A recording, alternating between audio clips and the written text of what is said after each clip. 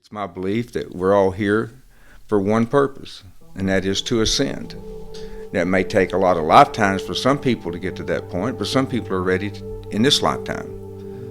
But everybody comes here at one stage or another in the ascension process, and we're all seeking immortality. And that's what these names, and that's what this star, and that's what all of this information is for. If somebody is seeking immortality or the ascension process itself, then I challenge anybody to find a better tool than what we're talking about right here.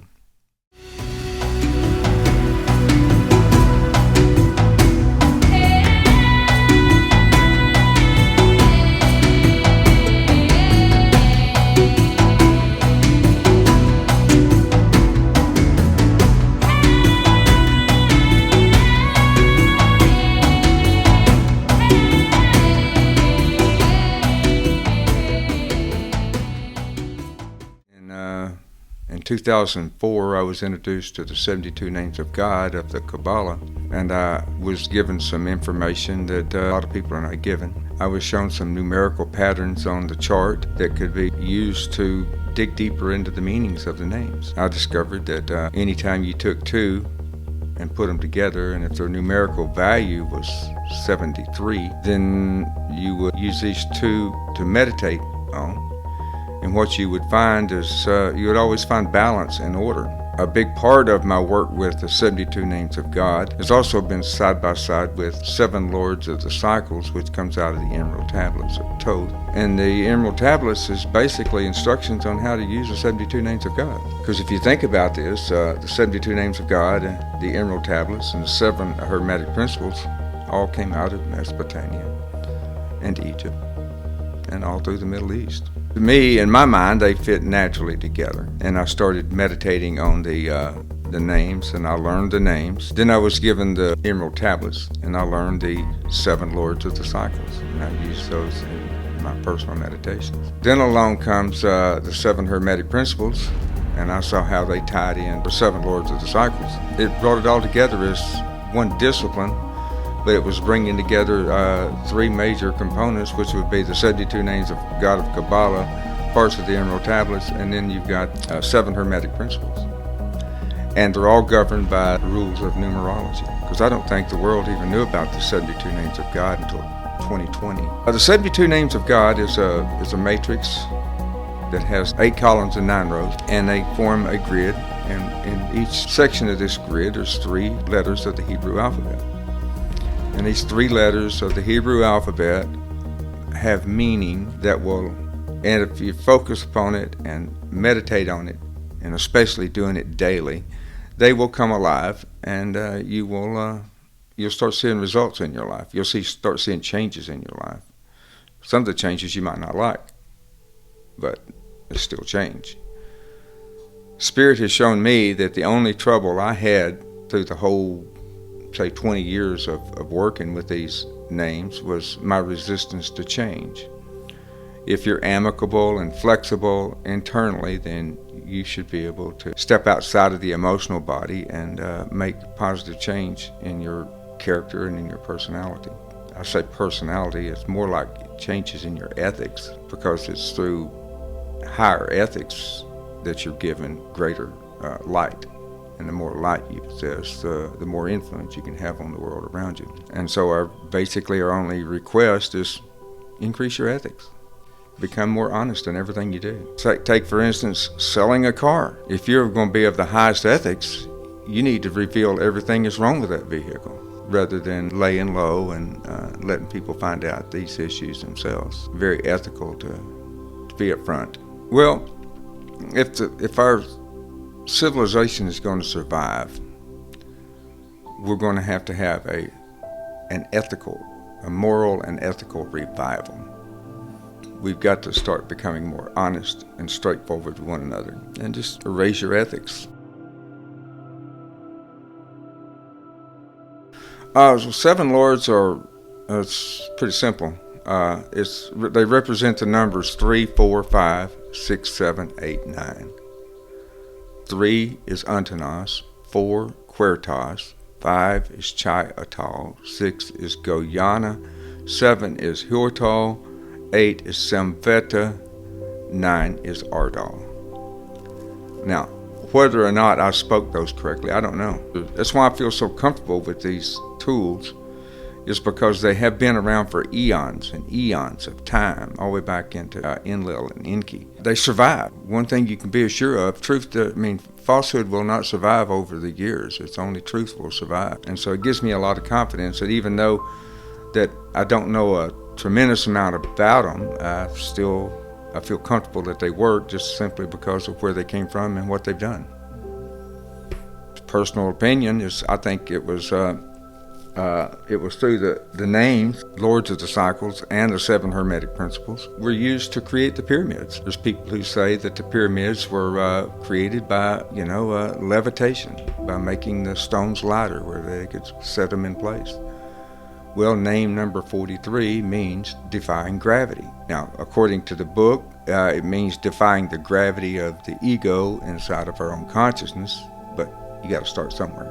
Well, the results of me using these over the years is the fruit of all of this is the 7-pointed star that I've been showing you. It's taken me to a whole new level of consciousness. When I discovered the 72 names of God back in 2004, that was the highlight of my life at the time, because I felt like I was literally living in a modern-day Bible story, and it was a surreal feeling. That had my head all screwed up for years.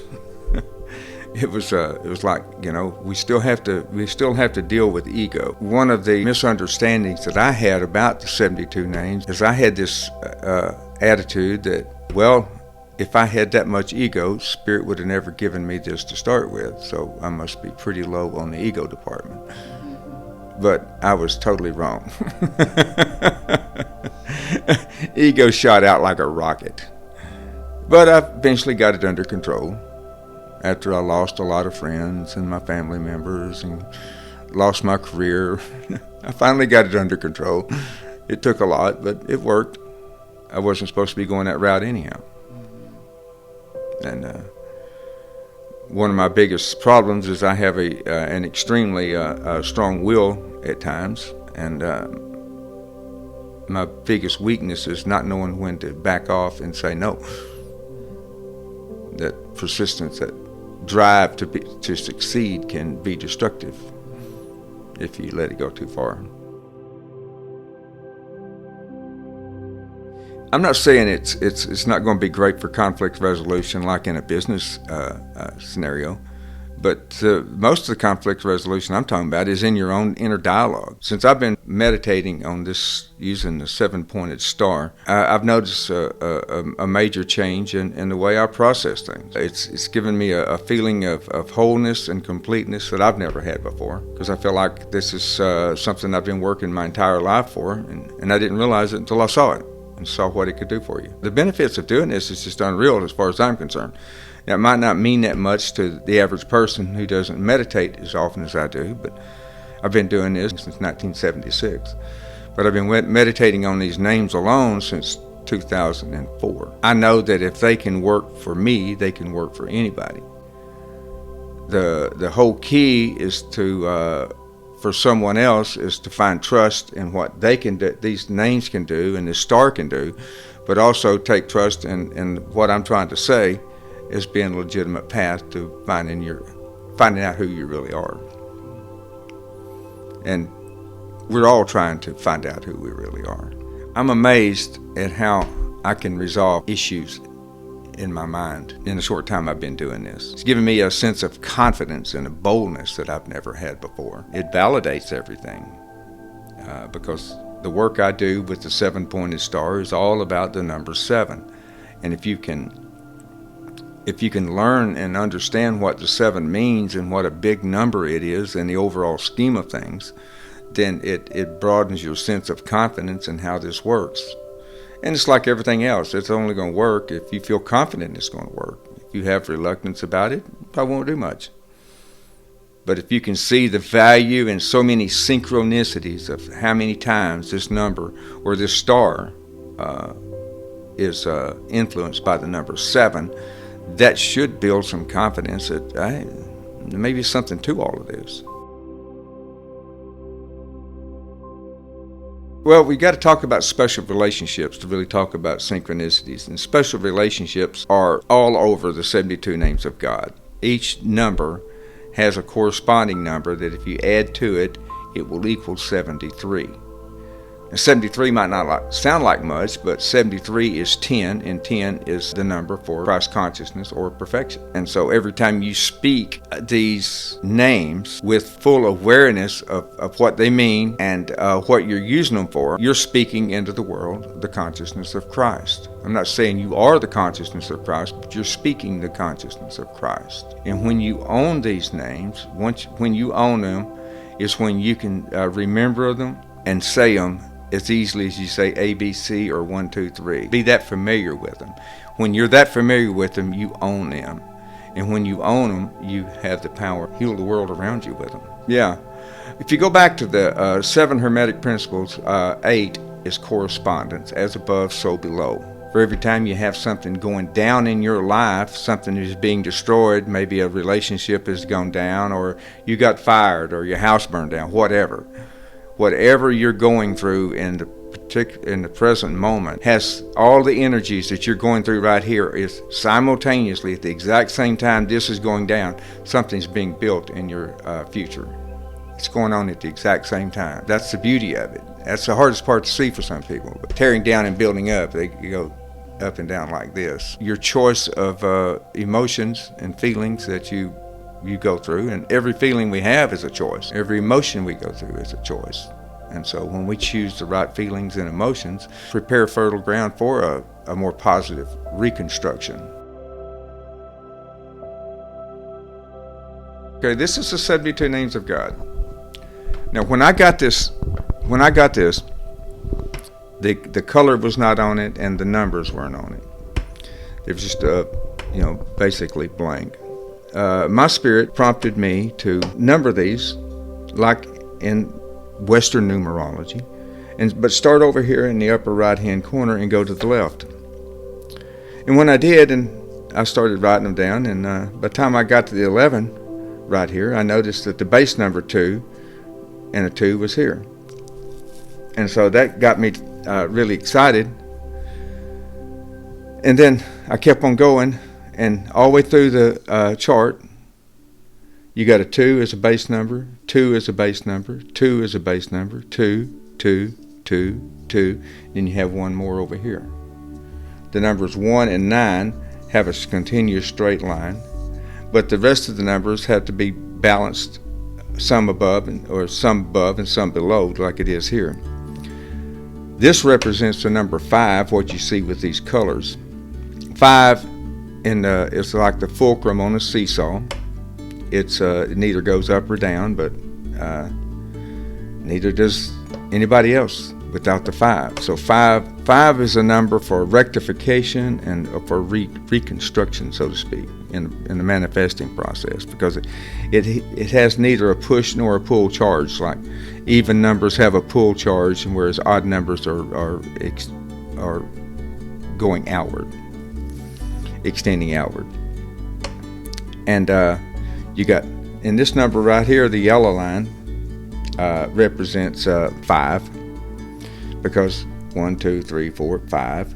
1, 2, 3, 4, 5. It's the middle of the chart. It represents 5. It's more of the invisible 5. That's one of the ways our universe is constructed. For everything it's invisible, it has an invisible light body that goes with it. Everything has an energy field around it. And I think that's what this symbolizes. God above, God below, and God in the middle. And this chart, I think, was designed specifically for the process of evolution. To me, especially since number 36 right here in the middle of the chart, and number 37, they represent 73. And they represent fearless and long-term vision.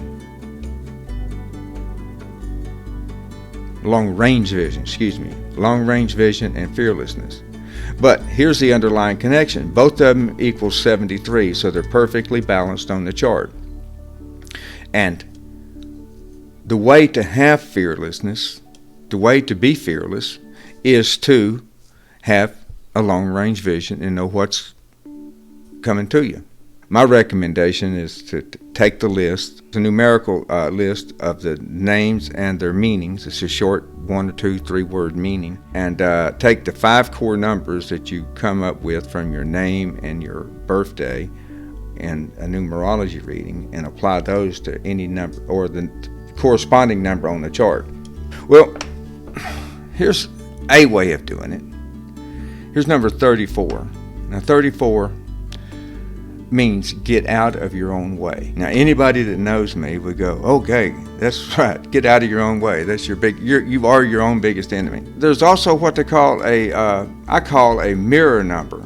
You got 34, and right below it you have 43. Well, 34 and 43 are the same number, and if you add them together you get 77. Now I like that because I deal with the 7-point star. It makes it more personal to me.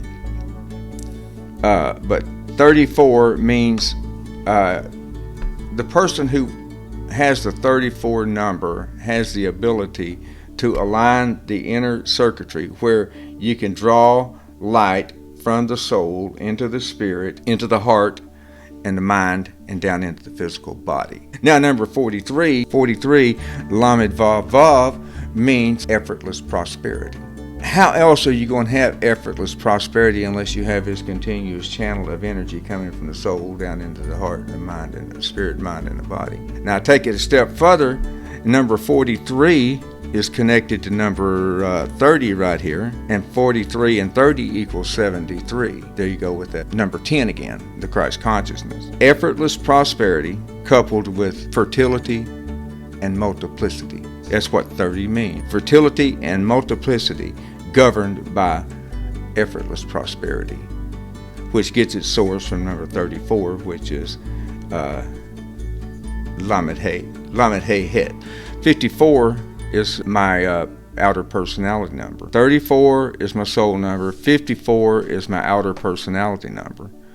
And together they equal 88, which reduces to a 7. The star is the fruit of lots and lots of years of learning this stuff. But number 54 means immortality. And I don't think that needs a lot of defining with that. It's just plain and simple, immortality. But it's the death of death, not only with the physical body, but it's also the death of death for anything that you want to see continue in your life as you meditate Nun Yud Tav. Nun Yud Tav. Nun means rhythm and movement. Yud is movement. It's number 10. It means lightning quick and never ceasing. And Tav is number 22, and it means the completeness of everything. It's really important if you want to learn the 72 names of God, and you don't have to do the 72 names of God to get anything from the star. You can use the pattern that I laid out to read any inspirational work. It could be poetry, it could be anything, or go to the Bible and get your favorite Bible verse or Bible scripture and read it. You know, do it 3 times, once to the left, once to the right, and once in the middle, and it will take hold. I recommend doing it 3 times before you give up. Go once to the right, to the left, once to the right, once in the middle. Then do that 3 times. And if you do it in a slow, methodical process, it should give you a pretty good meditation just in that alone. Got your life path number, which is the first number you come up with. It comes out of your birthday. Mine is 6/14/1953, so it comes up to 29. 29 reduces to an 11-2. Now 11-2, a lot of people get dazzled and impressed by that, but it's really just a measure of the struggle that you're going to have to go through in order to acquire your destiny. It's because it's a master number. It's a master number. All master numbers are karmic numbers. They deal with karma. And all of your numbers that start with or end with a 0, like 10, 20, 30, 40, and so on, they're divine numbers. Most people they focus on the the master number because it seems so impressive, but in reality the numbers 10, 20, 30, 40 have more power than the the karmic numbers. But it's also more than that too, because the job of the 11-2 is to inspire the world. That's what their purpose is to inspire the world. I complained once to Spirit. I go, there's a lot more to this transformation stuff than they let you in on when you first start. And Spirit spoke back and says, yeah, but if you knew the rewards, there wouldn't even be a question. Nice. Lamed is like a camel. It represents movement, a continuous, steadfast movement. And Aleph is the first letter of the alphabet. It's an outward thrusting energy, since it's a male in nature. And then Vav to me is important, or it's big, because it represents the number 6. And when you're talking about Tesla's concept of 3, 6, and 9, 6 is the biggest part of it. Because remember I talked about polarity earlier. When you find your polarity, when you can put the ends together and see the polarity of what's going on, then you have the power to do something with it. And that's what 6 is. 9. Okay, take a 110 black wire. Take a 110 white wire. The black wire represents the number 9. The white wire represents the number 3. You put them together and you've got a spark. That spark is your polarity. And 6 represents polarity. And so 6 is not what you call a real high profile sexy number, okay? 6 is one of these kind of boring numbers. But it represents relationships. Relationships is what it's all about. That's where our true power comes in, is how we interact in our relationships. And in the Emerald Tablet, 6 is described like this. 6 is the Lord of Light, the hidden pathway, path of the souls of the children of men. So in other words, light is always hidden behind darkness. I know it sounds like an oxymoron, because in the physical world it's impossible to do that. But in the spiritual world, which is going to be the antithesis of the physical world, that's exactly where the light hides, is in the darkness. If you can wrap your brain around that, you can save yourself a lot of grief over time. And that's what my job is to help anybody that wants to go further in life. I would venture to say that I've probably evolved well over 10 lifetimes in this one, just from this work alone. And I'm being very conservative when I say 10. And what you could do, though, or anybody can do, is if you got confidence in this material, and if you got confidence in what I've got to say, you can do the same. You could move as fast in 6 months as it took me 6 years or more to do. Why is that? Because you don't have to go through the trial and error that I went through to learn this. Show people how they can do their own self-discovery is what I want to do. I want to shine enough light on this that somebody can find some value in it. And if you can find value in the fact that this is some ancient wisdom, I haven't changed anything about the numbers. I haven't changed anything about what anything means. All I've done is put them together to shine a light that you can see where they're all interconnected.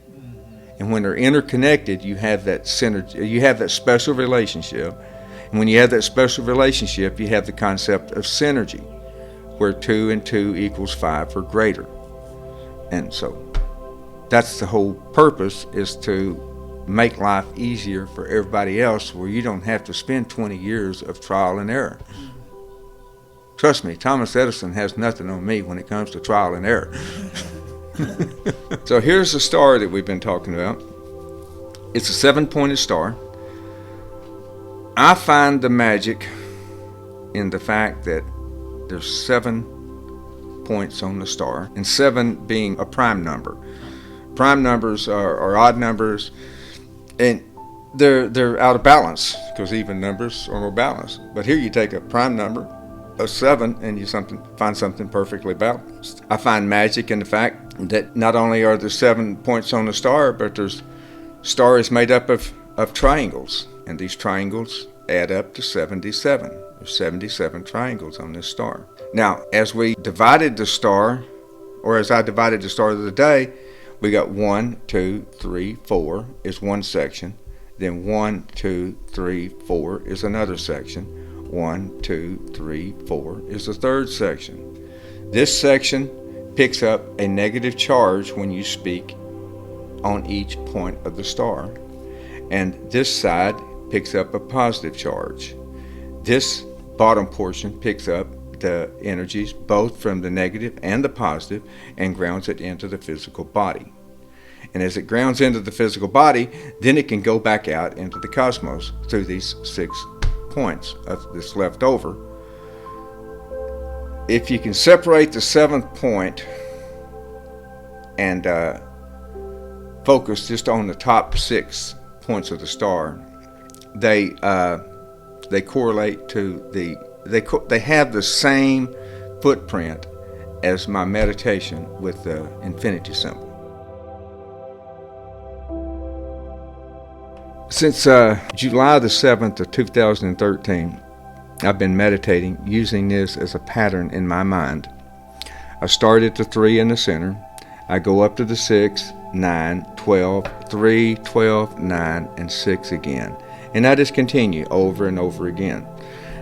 Now, on your shorter meditations that have, or affirmations that have 3 words or less, I just simply go to the 3 to the 9. 3 to the 9, back and forth like that. And that happened when I first got into it because that's what Spirit told me to do. And Spirit says, always remember that even though you're only going from a 3 to the 9, doesn't mean that you're not making the entire circle.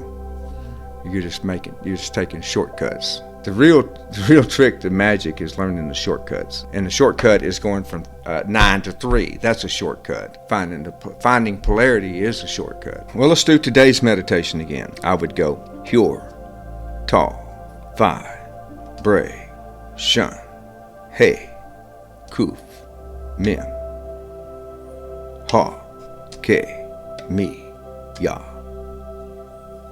Dad, Dad, Dad, Hyur, Ta, Vi, Bre, Shun, He, Kuf, Mem, Ha, Ke, Mi, Ya. The key is to get the flow moving like this. And once you can feel the rhythm in what you're doing, then you can feel the flow. And when you get into the flow of things, that's when you know that your process is working for you. You can take any affirmation and go through the chart. I like to, like I said, if you don't like the Hebrew, use Bible verses on this. It goes, in your patience possess ye your soul. In your patience possess ye your soul. In your patience possess ye your soul. Here's something that I just thought of as I was saying that I think is important is learning how to focus on this star. Now, one way of doing it is to focus just on this little heptagon right here in the center. Then when you focus on it, then focus on this tiny circle of triangles here. Then you focus on this. And then when you do that and you feel comfortable with it, then change your focus to the very tips of the star. And when I go in your, I'm looking at this point out here and here. Well, from here to here is what I'm seeing. And the beauty of it is that this size of the star, I think it's a 9-inch star. If I focus from here, I can't see this. But if I can focus on this, I can't see this. And that's what you want to do, is you want to stretch your physical vision out to where you don't see the star when you focus on the point of the star. And that has a magic effect when you get familiar with it. If it just has a little flicker of light, stay with it. That little flicker of light is leading you into a deeper level of consciousness. You can do them as many times as you want. But I think in sequences of 3 creates a special effect. I recommend that you say them until the feeling kind of fades. In the beginning, you'll get this really strong feeling of euphoric feeling. It's a feeling of a hyper sense of well-being, and that's it's what you feel when you go back to it. I learned this about meditation years ago. If you can keep this in mind, your meditation will carry you a lot further. Every time you meditate, you always go back to the point of your last meditation. You don't start all over again. You pick up where you left off the last time you meditated. It might have been a week ago, but you still pick up the last time you meditated. Even though the ego mind or the conscious mind is telling us that, oh, that's too long ago, that don't apply. But it's not really true, because there's no such thing as time when we get into this type of work. That's an oxymoron too, because even though there's no such thing as time is everything. Because the longer you can hold your focus on this with a particular thought or feeling, the more light, it gives it time for more light to enter into your conscious being. That's all you're doing. Yeah. That's exactly what but you're not just bringing in light, you're bringing in light with intelligence and wisdom. Yeah, like divine light. Divine light, yes. Divine wisdom. It's always good to have an intent with your affirmation. But that's one thing I like about doing the daily affirmation out of the 72 birth angels, is you really don't need an intent to really feel a sense of accomplishment with it. And that's really what you're looking for, is you're trying to find some sense of accomplishment with what you're doing. But it's going to use number 34 and number 54. Out of the Course in Miracles, it says that as my birthright, we're entitled to miracles. Probably one of the most important things to know about any of this work is that if you speak it, it happens. Because every time we speak a word, we send a vibration into the cosmos. What John Randolph Price says, we send out lines of force. Lines of force all the way around us. It's going out into the invisible world around us when we speak. It has to, or we wouldn't even have ears. We'd have no use for ears if that didn't work. And these words, along with the numbers, is what creates what we want in life. It's a combination of our intent along with the understanding of what the numbers can do for you.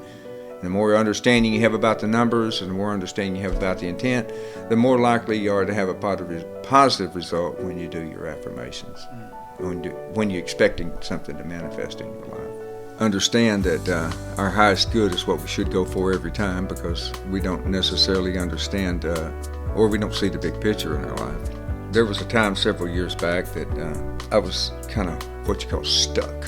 And I made the comment to my spirit that these prosperity affirmations that I'd been making, lots of them, lots of prosperity affirmations. And I didn't really feel like I was getting very far.